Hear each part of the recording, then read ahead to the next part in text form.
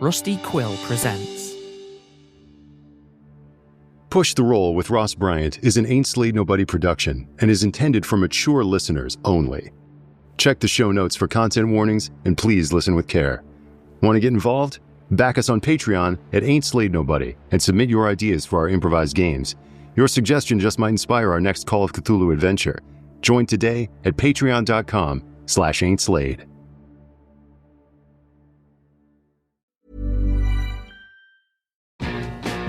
How does F1 turn data into insights at 200 miles per hour? AWS is how fans get inside the strategy. AWS powers next-level innovation for millions of businesses. Mint is still $15 a month for premium wireless. And if you haven't made the switch yet, here are 15 reasons why you should. 1, it's $15 a month. 2, seriously, it's $15 a month. 3, no big contracts. 4, I use it. 5, my mom uses it. Are you playing me off? That's what's happening, right? Okay, give it a try at mintmobile.com/switch. Upfront payment of $45 for 3-month plan, $15 per month equivalent required. New customer offer first 3 months only. Then full price plan options available. Taxes and fees extra. See mintmobile.com. You got a regular success, so you can see that what you're looking at is a moon disk. Is a circle above a little wavy line, a crooked little, what looks like a threshing flail, and rather disturbingly, from what you just experienced, a hawk. Oh, no. Okay, we have to, Angel, we have to find Diana, we have to find Hal. We have to go. Judy, are you all right? Are you okay? I'm not hurt, but you look hurt. I don't know what happened, but we can talk about it later. We have to find our friends. I feel that there's a brand on my neck, right? Mm-hmm. Oh, yeah. Fuck that. We should just get out of here. That's probably what's going through the mind of Hal Meddler as an enormous pool skimmer is being raised up above him by a corpse who is now walking on the water. Meddler, I'm doing everything I can. You gotta... Come on. Come on, man. The dead swimmer raises his spear-like skimmer as if to pierce you, Hal Meddler. And it is at this climactic moment that I would like to push the roll, so to speak. And can I get a secondary title to inspire the back end of our story? Oh. So this might be all too apropos, or it might be a total wrench in the works. We'll see if we can find a way to make it work. You've gotten pretty lucky so far, so I think you're due for one that makes no sense at all. Yeah, like if this title had come midway through another story, this would be a pretty hard one to integrate. That's true. Rashawn, do you want to roll this one? I do. D100. Certainly. 100. Oh, wow. You fumbled. Wow. I fumbled the story. That's the time to fumble. We should come up with a new rule for that, I feel. All right, 100. Okay.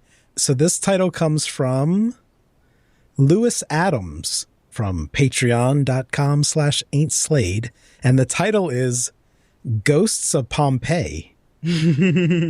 Interesting. I mean... Man, I'm bummed that this isn't the jumping off point for a whole thing. I love the ancient Rome of it all. Yeah.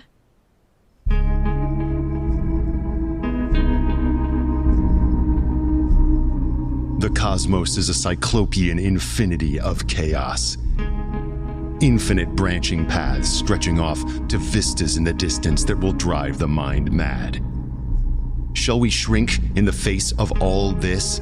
Or will we climb aboard the chaos and ride it to the end, letting chance guide the way? This is Push the Roll. We're rolling dice against your Patreon suggestions to create improvised Call of Cthulhu adventures in real time, with themes of eldritch horror, the weird, the transhuman, the transmundane, the cyberpunk, the splatterpunk, the anything punk. We don't know until we roll. Anytime, any place, anything can happen when you push the roll. There's hawks in Pompeii, right? Yeah, let's bring down the hammer. So Hal, unless you do something, or I guess unless you do something, Diana, looks as though Hal's about to get, like, maybe not speared, but but wounded by this skimmer. If a Bobby Knight, if there's a chair or something, I could just fling at this guy. Bobby Knight. I literally just am in a bumblebee costume holding a cigarette. We can kind of simultaneously try to get out of this, right? So Sure. Oh, you know what? I'll take one of the rings, like off of the safeties, floaty sort of rings. Lifesavers. I didn't do much sport, but the discus, is pretty fun. I could just try to take out the legs of Douglas. Okay. You're going to try to whip that at Doug? describe it in a way that doesn't make it sound like you're throwing it. Okay. Cup is saying that because the throw skill in this game is one that you almost always neglect to put points into, and almost no character can ever throw things well. Well, I've got a 70 in survival, if that means anything in this moment. Okay. You know what? I'm going to be so generous and say that that You can say no, Ross. I'm okay with being told no. Oh, no. I do like this idea that Hal has been yammering up a storm about how he was on the swim team, but I'm going to take this survival skill that you've got as proof that you perhaps did some rudimentary form of CPR or lifeguard training so that you know how to throw a life preserver. Yes. Perfect. I'll be ready. Go ahead and throw that life preserver and see if you can give Hal a means to escape here. What would you like to do, Hal? So while this is happening, Hal is assuming like he can get any kind of like balance or control over his body. He wants to take one of the lane dividers in the pool and wrap it around the monster. Oh. Like try to tie him up so that he can't attack anymore. Okay, so this sounds like kind of a 1-2 punch. If he goes down from the life preserver, you're going to snare him when he's off balance. Yeah, that would help a lot with what he's trying to do, exactly. Okay, here's how this will work. Here's how I'll rule this. Diana, make your throw. If you succeed, you'll get advantage on your snaring roll. Okay. If you fail, you're going to have to go without. Nice. I rolled a 63 out of 70. Ooh. Hey. The life preserver hits the leg of Doug Braxton, and he sort of falls to one side. His knee connects with the surface of the water, and his elbow connects to the surface of the water. And rather disturbingly, it is as though he's fallen on an uneven floor. He is on the water, not in the water. Ooh. He's kind of risen up on it. But he is off balance now. And now, Hal, you can attempt to snare him with the lane divider and you can roll with advantage. Is this fighting brawl, you think? Or swim, or... This is tough. Like, doing this kind of very articulate maneuver when you're halfway in the water yourself and in a moon suit. I think whichever one of those is worse for you. Worse, yeah. Okay. Yeah, so that's going to be fighting brawl. But he actually has points in this, and I'm going to say... in story, the reason is that maybe he was bullied as well by that collegiate bully. What was his name? Graham Wrangle. He was bullied by Graham Wrangle too. So he signed up for the boxing club at Miskatonic University and learned how to fight a little bit. So he did that for a couple semesters. He has a 45 in fighting. Ooh. Great. So you can roll twice and take the lower of the two 10s die. Come on, Meddler, shoot the moon. Wow, the first one's a 14. I'm not going to do much better than that unless I roll a 0 here. All right. Okay, yeah. 14. That's a hard success. Hard success. Super. Tell me what this looks like as you lift the lane divider up and sort of wrap it around the corpse. I'm actually going to do something before that happens. I'd like to spend 5 points of luck to get that to an extreme success. Oh. Great. That way I will get, I don't know how damage is going to work because this is more of a maneuver, so maybe it's just the effectiveness of it. But typically that would be max damage if there is any damage involved. Yeah. But I think what this looks like is almost in one fluid motion, he slips out of the moon costume and kind of like swans under the water and then pops up with the lane divider and just starts to like, he's coming at me with the skimmer. I'm going to kind of do one circle around his body and then also kind of tie up the skimmer so that basically his arm is immobile at that moment. So just making a couple laps around him. Super. I think because you combining your swimming athleticism with your boxing prowess. The swim's just a given. No roll required, Ross. Just in fiction, you've described your swimming background, and you've also been super duper helped out with the survival skills of Diana Patter. Oh, yeah. And you now well and truly have this guy snared. Nice and snug. Like bundling up leftovers. Come on, you slippery son of a casserole. How much damage does he take? Well, I'll tell you, as you do this and sort of begin to, I assume, swim back towards the edge of the pool to get a... I'm not going to just stay and fight him to death. Yeah, I want to get out of here. The skimmer is still coming. It's slow. It's been slowed down. As the lane divider tightens over his arm, as you're kind of tugging on it, his waterlogged body gives way and the arm comes off. Ugh. Ooh. Oh, good. Sickly, dark blood pours into the water in a dark cloud. Oh. And as you back away, his head looks up at you again with those lifeless, milky eyes and just says, "He is the eater of hearts. The moon is his, not yours." The head falls off into the pool. Oh.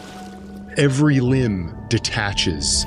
It's as though your ensnarement has acted as a dismemberment, and as you tug it taut, he just falls apart. Wow. That's how I meant to describe it. Amazing. It's so gross. I'll take sanity rolls off of both of you, though. Okay. Don't forget to roll for Will. Yep.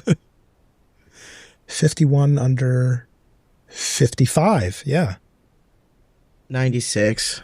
Oof. Will rolled a 99. Ooh. You just hear a peal of laughter come off of Bingham as he's just like, Oh, Will, you're going to be a problem. and then he rolled a 17 on his intelligence roll. No. Oh, well. Oh, no. Oh. How did y'all two do?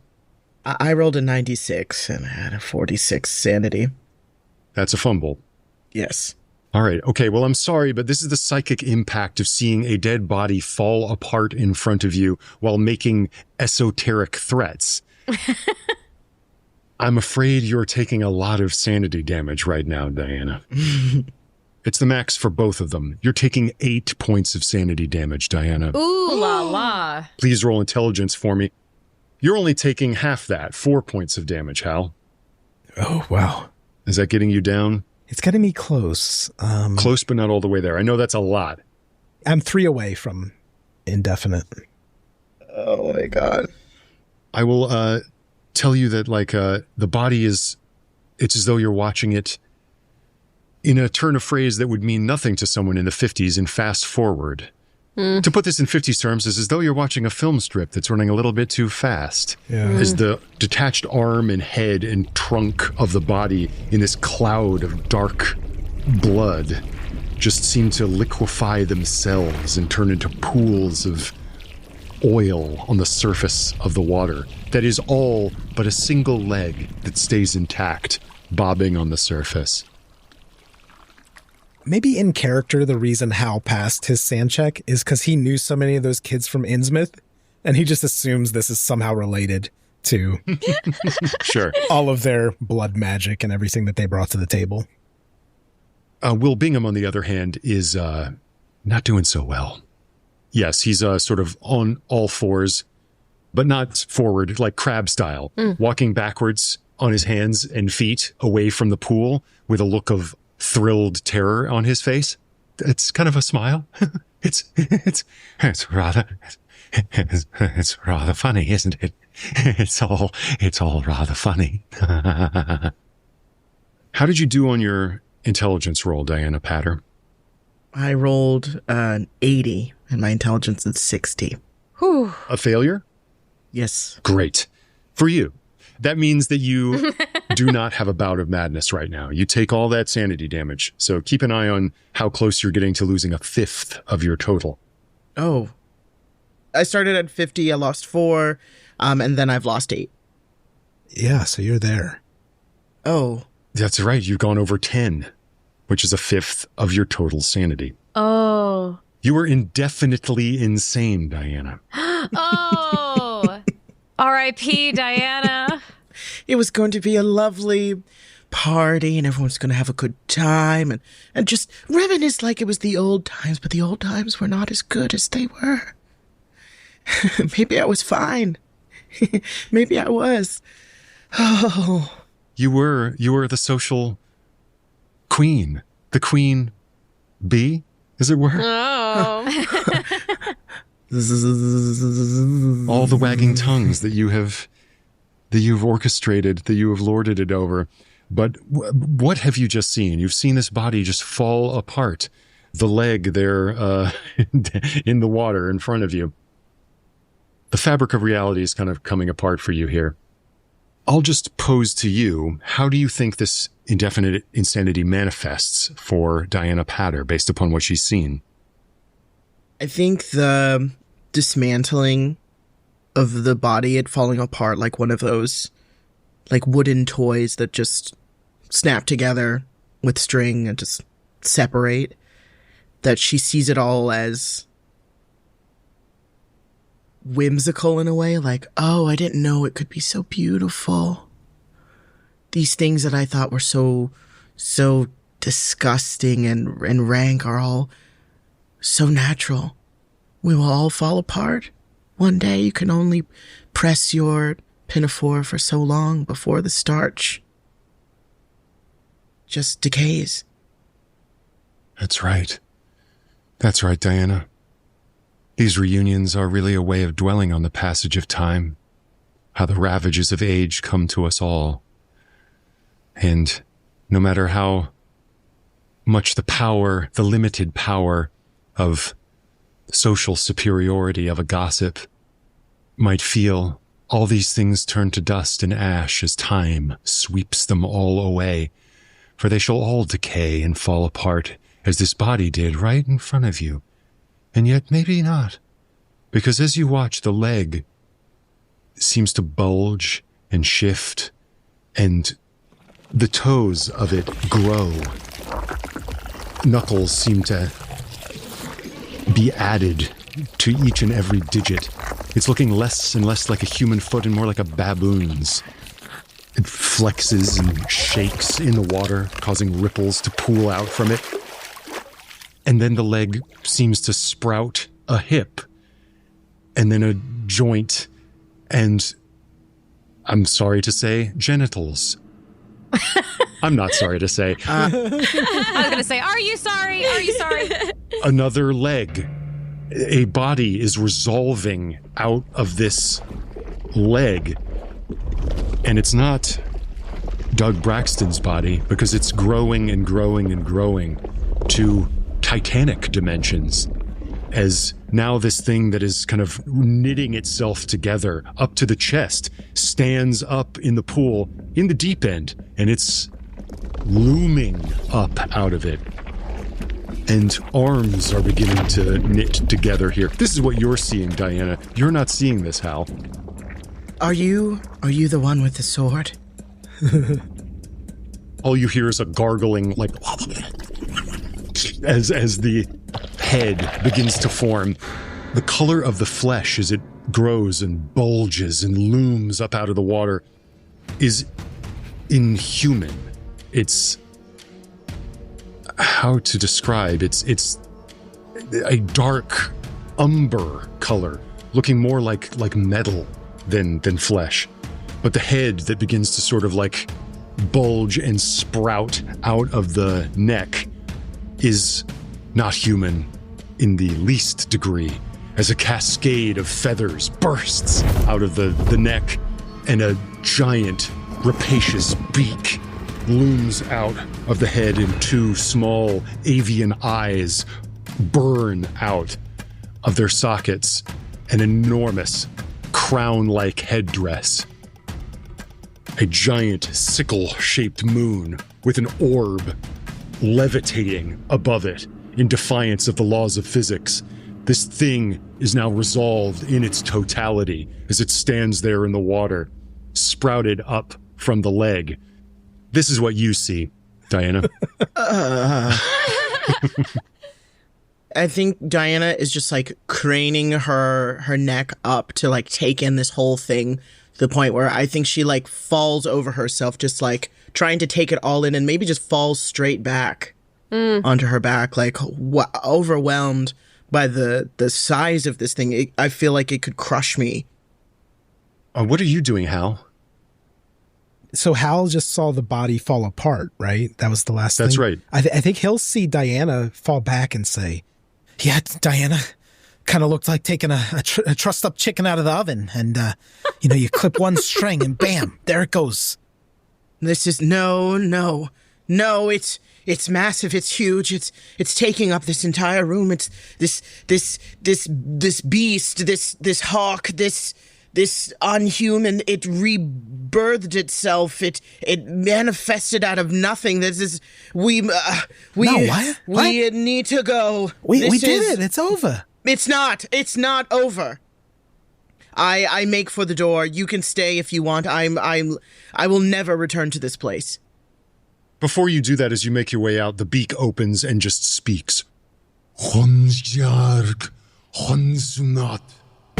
Like resonates in this Quonset hut, and you feel on your neck a burning.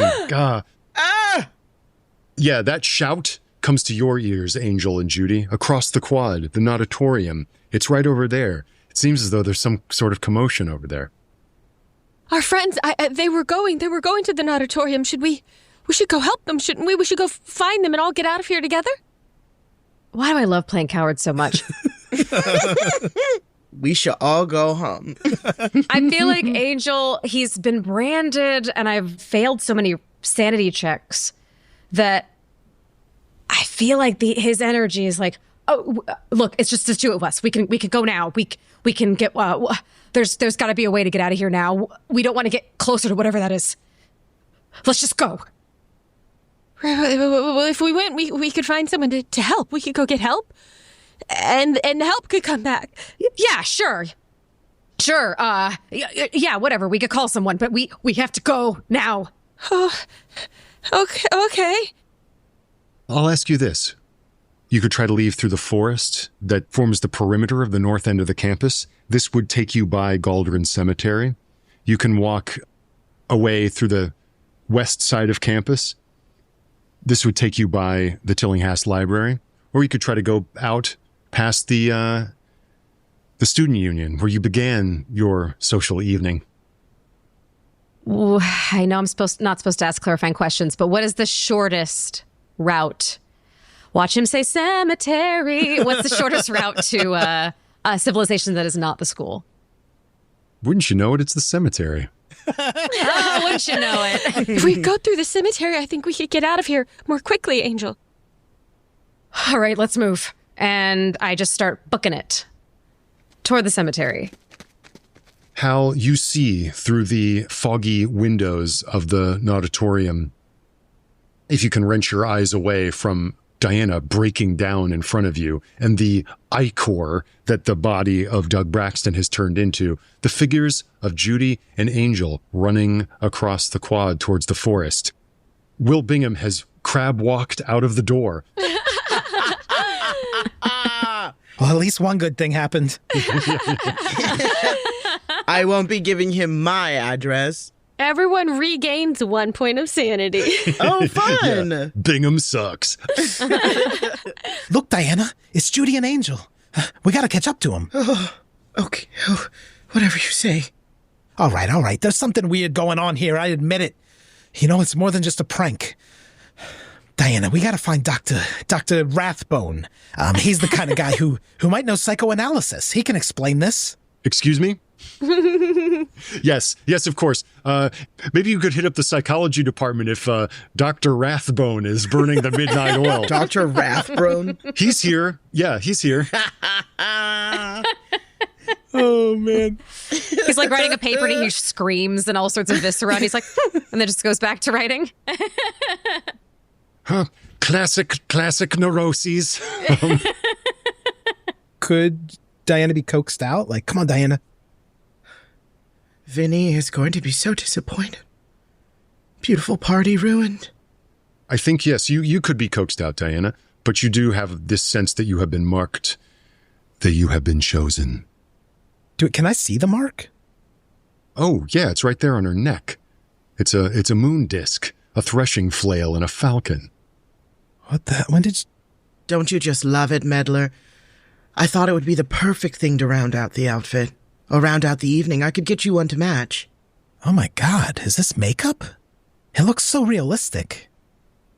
Meddler, can you roll history or occult for me, whichever's better, or maybe just education? Oh, okay. I definitely don't have any of those, but I do have education. We all went to this school. Yeah. Give me an education. I failed with 77 over 70. I could spend 7 points of luck. Unless? I'm trying to think if there's an interesting way to push education. Yeah, you try to remember super hard. Yeah, I think it makes sense to spend luck here. So I'm going to spend 7 points of luck to bring that to a regular success. This mark, which it seems like you are even now kind of attempting to rationalize as a tattoo or as makeup or something. Mm-hmm. It's familiar to you from your history classes here at Miskatonic. That's right, Dr. Rathbone. He taught psychology and history. Yeah. God. Yeah, the 30s, it was a skeleton crew working here. I like imagining that Meddler is having the exact same relationship as Judy is having with Professor Winston, but with Rathbone. Mm-hmm. Absolutely. Oh, Dr. Rathbone. He's got a real presence, huh? The way he smokes that pipe. Yeah, Rathbone is there very inappropriately hanging out with you after hours. Skinny dipping in the river. History and psychology. This might be a Jungian analysis. Jungian archetypes, you understand. These things recur, Meddler. These things recur. There is a finite well of archetypal forms that the human imagination reaches to, that provide a framework and a structure for our culture, the way that we live our lives. We are ourselves dramatis personae containing many, many people. We contain multitudes. The ancients had this. The ancient Babylonians and Assyrians had their heroes and their maguses. Gilgamesh and Enkidu. And of course, we had other dyads like Amun-Ra, the sun. Yeah, being one part of a dyad with Khonsu the moon, the burner of hearts. And these, of course, travel up through the civilized world, up into ancient Rome even, where you have such dyads like Apollo and Diana in the wreckage and ruin of Pompeii. Yes, he did it. These exist and recur. Oh, yes. A very strange pantheon indeed, this Khonsu, born from the severed leg of Osiris, the judger of the dead, the burner of hearts, the possessor of the sickle sword of the moon. And he's remembering this now because in the moment, he didn't catch the words. He just was kind of daydreaming and saying, "Oh, you have such a beautiful voice. You ought to be on the radio instead of in a classroom. Anybody ever told you that?" Oh, do you really think so? Do you know? Do you know somebody? I've been trying to... voiceover is such a hard... Crazy for feeling so lonely. Yeah. Put something on the high five. Someday I'll find you, moonlight behind you. Oh, there's something on your lip there. Just let me get it for you. Yes. And as we draw a discreet veil over this scene between Meddler and Rathbone, these are the words that swim back into your mind because of your education roll. Yes, amazing. Oh. Come on, he's not going to try to explain it to Diana in this moment, but I think just kind of trying to pull Diana. So you were in a relationship with a professor. This is pulling me back to myself. Oh my God, did I say some of that out loud? Oh, the gossip. The gossip is bringing you back to yourself. Yes. I didn't know that. The gossip is giving you power. Yes. If I may, it sounds like our two groups are on a collision course. Oh, yeah. Yeah. Let's accelerate our film strip. Let's let the film strip chatter a little faster, as now the autumnal branches of the forest around Miskatonic are looming above you. The little branches are scratching at your shoulders and your faces as you move quickly through the woods, out, and away from the campus of Miskatonic University. Why on earth did you come here? You're nearly off of the grounds. You can put this whole nightmare behind you. And yes, you are moving through the moonlight. That big harvest moon plump in the sky above. Oh, here's a question. Do I have any sense, because I've been branded, that this big bad is tied to the moon? Oh, could I just interject real quickly here, Ross? Anyone who's suffered a bout of madness has 5 points of Cthulhu mythos. Oh, that's right. Yeah. You could try to roll that Cthulhu mythos now to see if you know a lot of things. I could. I bet I won't get it, but we'll see. And sometimes if you spend a heaping of luck, you can get there. You never know. Oh, I got a 4. Oh my God. Oh my God. This never happens. I'm truly so excited by that. Ross never gets to tell any lore. It was meant to be. Lore. Yes. Oh, I'm psyched. You know. Somehow you know, because your consciousness has pierced the veil. You have been touched. You have been touched by Hansu, the moon god, the possessor of the ancient sickle sword, his instrument of justice.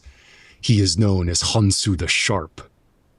The Egyptian pantheon went through so much retelling and phases. The various kingdoms have so many different takes on the various gods, but you recall that not only is he the god of the moon, he is a god of time, the keeper of time. Hansu's name means the traveler.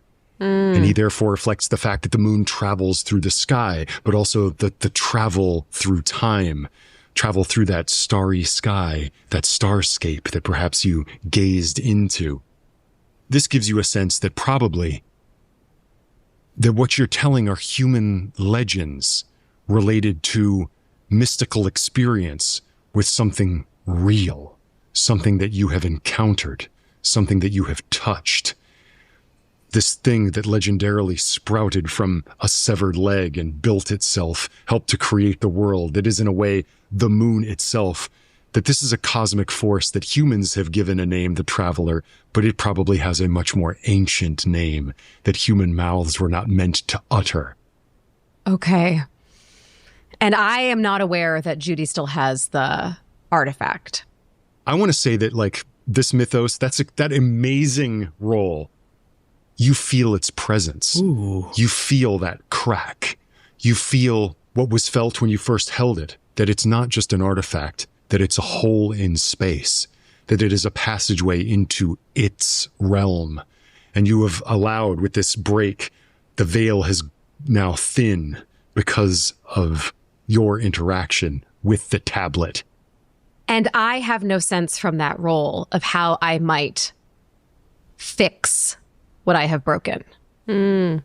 Here's what I'll offer you, that whatever this thing that Hansu is, has a sense of justice, it seems. That its tablet being here, having been stolen and placed in this unnatural environment, is an offense to it. That it is now drawing time backwards. It is rewriting time in a way to return. And you can atone by giving it what it wants. Hansu is the eater of hearts. Let's go find Will Bingham and cut out his heart.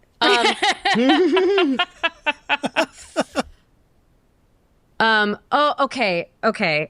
This is crazy. Okay, so when I looked in the stone, I saw the reflection of my younger self. Mm-hmm.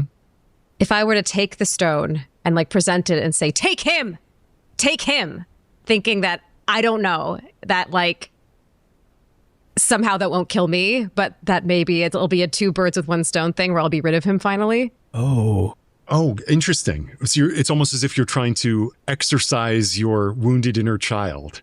Yes.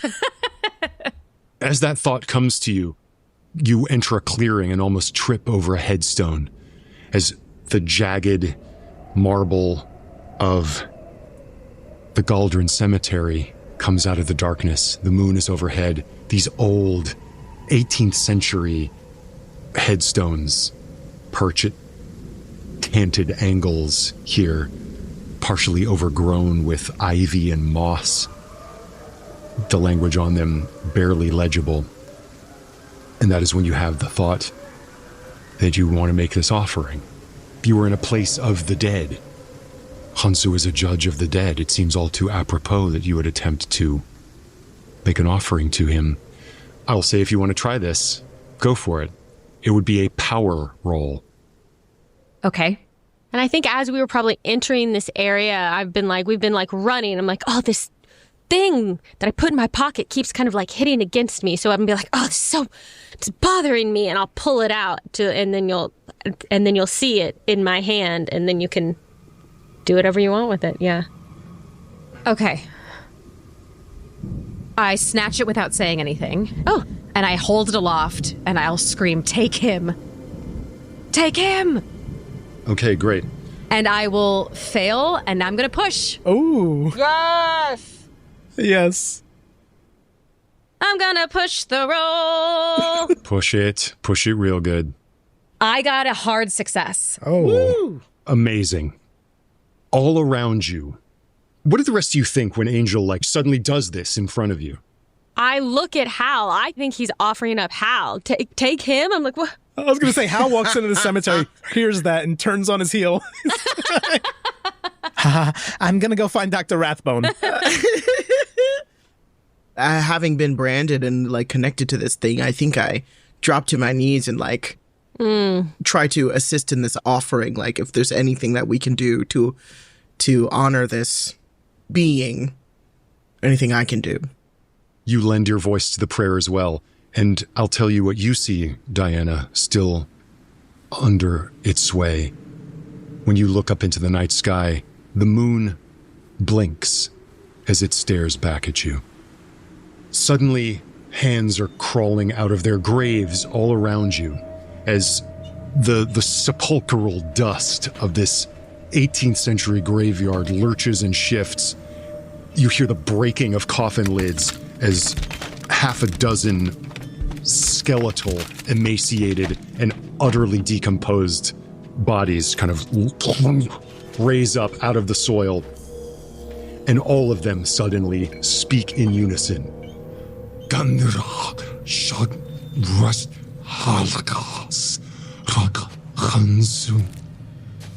Their bony fingers pointing at you, Angel Coffield. Are we all seeing this? Or just Diana? This is happening. Okay, this is happening. This is not just a Diana insanity illusion. Everything you've seen on Rashawn's face is what Diana is staring up and being in awe of this thing, terrified. So please, sanity rolls from all. I fail. I fail. I failed too. 78 over 51. I succeed. I guess. Wow. Doing fine. You're like, of course, this is it. This is reality. This was the after party I planned. I rolled a big bad die, but I only rolled a 3, so that's 3 points of sanity from everybody. Okay. Guess what, Ross? That takes me to 12, and I started with 60. Damn. Wonderful. You are now also insane. Quite mad. Quite mad. So I think you're dressed as the moon. Kind of. Let's say he shed part of the suit. Crescent. Yeah. It's probably pretty soggy, too. So you maybe feel particularly self-conscious since the moon itself is looking at you from the sky. I think he's just obsessed with Dr. Rathbone. You ever notice the way he talks? That steady, warm hug of a voice? Like the radio after dark. You know, you could just fall asleep in it forever. And if you listen close, you know, it's like he's tuning you like a dial. Everything he says lines up with your heartbeat. And, you know, I thought he was just impressive, but he knows things. He knows things he shouldn't. He looks at you and suddenly you're confessing stuff you've never said out loud. And that pipe, my God, the smell of his pipe, like burnt sugar. You know, I'd follow that voice anywhere. You know, I think maybe I already did. Maybe I did follow it. I followed his voice here. His voice is here. It's in my head. But no one more so than you, Angel. He feels this voice just echoing through your very bones. You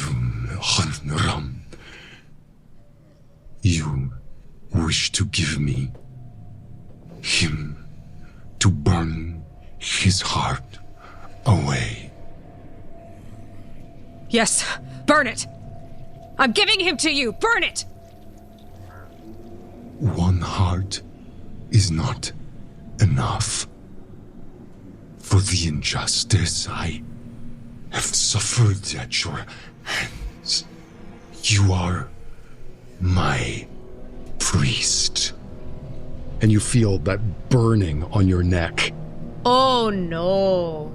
As do you, Diana. The dyad, the moon, it burns on you, Angel. The sun, it burns on you, Diana. Join me, and I will go after rendering my judgment. Do we have a sense? Is this like we become his soldiers or we die or he takes our hearts? What I think you're getting the sense of here is you can save yourselves right now, but there will be a price elsewhere. Like you're letting others take the fall for you, or you can save yourselves right now. You can either sacrifice yourselves or others. Fuck. I think, Watching Rashawn roll dice, I think, to decide what to do.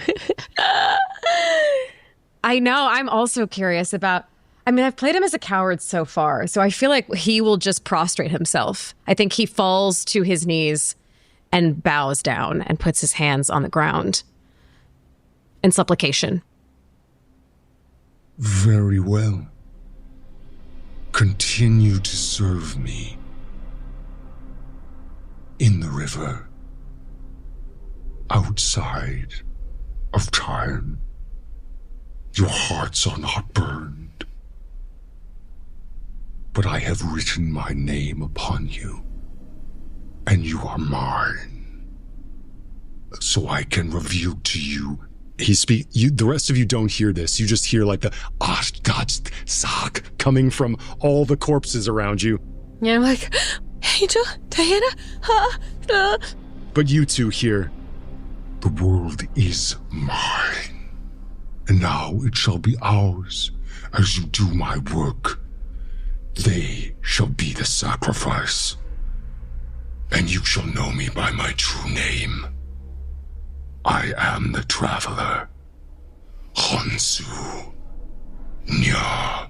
La. Tho. Te.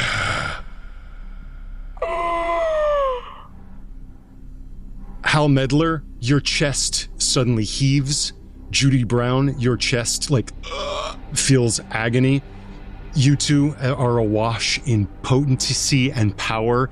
Angel Coffield, as you see suddenly your companions clutching their chests and gouts of flame bursting and exploding from their chests as their hearts, their very hearts, catch on fire. All across Miskatonic University is like two glasses are clinking. What a swell time. Really puts me in mind of a previous generation. Boy, kids today don't know how bad the Depression was. It's like... See the entire student union suddenly consumed in flames, in burning flames, bodies writhing in agony, some the heat so intense that their bodies themselves turn to ashen rock. Yes. As happened when a similar bargain was struck hundreds and hundreds of years ago in a certain Roman state.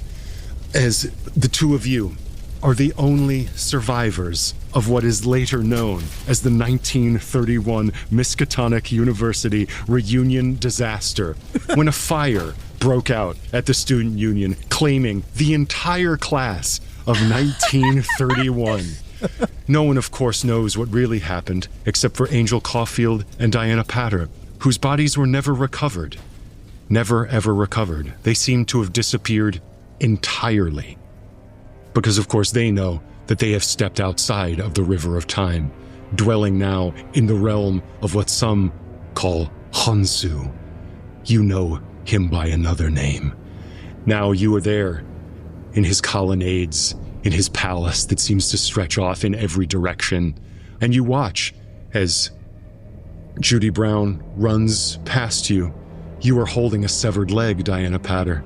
The lapidary beadwork covers your face, Angel Coffield. You are, of course, the priests that do him homage. Time is meaningless to you because it moves in all directions and no directions at once.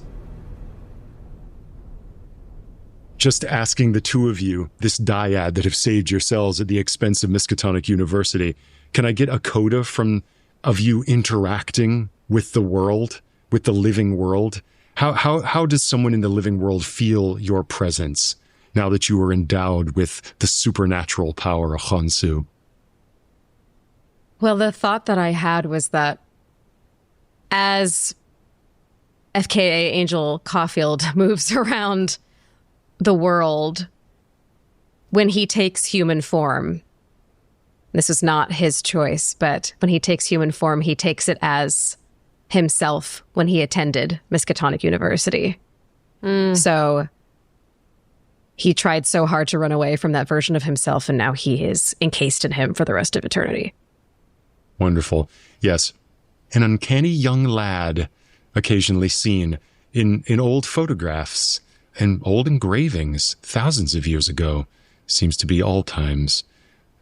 How does Diana Patter move? How does she exert her will across the time stream as a priestess of Hansu? Being that she was that pesky, nosy neighbor, deep in her core, I think anytime in the back of someone's mind is there, they've put on their costume for the day, they're about to step out, they catch their reflection and they aren't quite sure. And it takes them a moment to kind of, maybe it takes something off, something is off, and they're kind of living with that unsettled, overly knowing themselves. Having such a fine-tooth comb about every action. That antsy, annoying thing in the back. That's me just drifting along, tapping your shoulder. Oh. Yes. The voice in your head, the anxiety that you feel every now and then, that you even forgot something. That time is somehow out of your control. That perhaps is Diana Patter just moving through the stream. And that is where we'll leave it. Very nice. Oh, man. Wow. I got my chest is tight. And, woo. So good. A little bird on the wire told me yesterday about it's time to travel miles away on the mountain top and through the land. A little bird on my shoulder whistled sweet and low about it's time to pack your things and go. Learn to fly, follow me like a dove.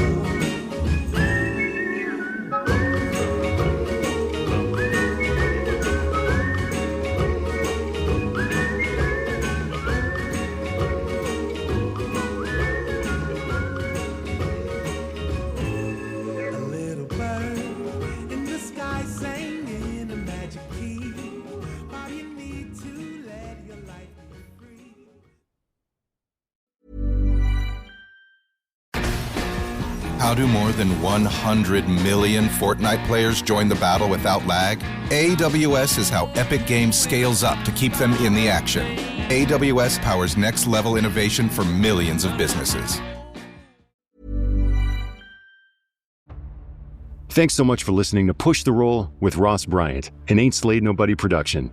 You can follow me on Instagram at RossBB, and if you enjoyed the show and want to shape future episodes, join us over on Patreon at Ain't Slayed Nobody. Find us at patreon.com/ain'tslayed. Subscribe, submit your title ideas, and help decide where our next roll takes us. Catch you next time.